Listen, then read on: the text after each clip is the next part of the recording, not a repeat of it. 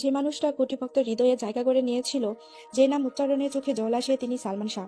কিন্তু প্রশ্ন আজও একই, সত্যি কি সালমান শাহ আত্মহত্যা করেছিলেন, নাকি এটি ছিল পরিকল্পিত এক ভয়ঙ্কর হত্যাকাণ্ড? সালমান শাহর মা বহু বছর ধরে একটা কথা বলেছেন, আমার ছেলে আত্মহত্যা করেনি, ওকে মেরে ফেলা হয়েছে। মায়ের আহাজারি কেউ শুনেনি, কিন্তু আজ এত বছর পর প্রমাণ সামনে এসেছে এবং সত্যটা উন্মোচিত হয়েছে। 1996 সালের 5ই সেপ্টেম্বর গুলিস্তানের একটি বাড়ি শুরু হয় নারকীয় এক পরিকল্পনা।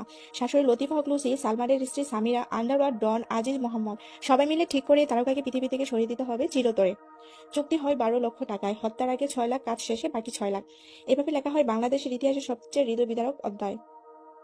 হত্যাকাণ্ডে জড়িত আসামি রেজমি আহমেদ ওরফে ফরহাদ আদালতে স্বীকার করেন, সালমান শাহ আত্মহত্যা করেনি, এটি একটি পরিকল্পিত হত্যা। তিনি বলেন, সালমানের স্ত্রী সামিরা ও ডনের মধ্যে সম্পর্ক ছিল এবং সামিরার মার সঙ্গে আজিজ মোহাম্মদ ভাইয়ের অস্বাভাবিক ঘনিষ্ঠ ছিল। এই জটিল সম্পর্কই সালমান শাহর মৃত্যুর কারণ হয়ে দাঁড়ায়। 1996 সালের 6 সেপ্টেম্বর রাত 2:30টার সময় ডন, ডেভিড, ফারুক, জাবেদ ও রেজবি যায় সালমান শাহর বাসায়।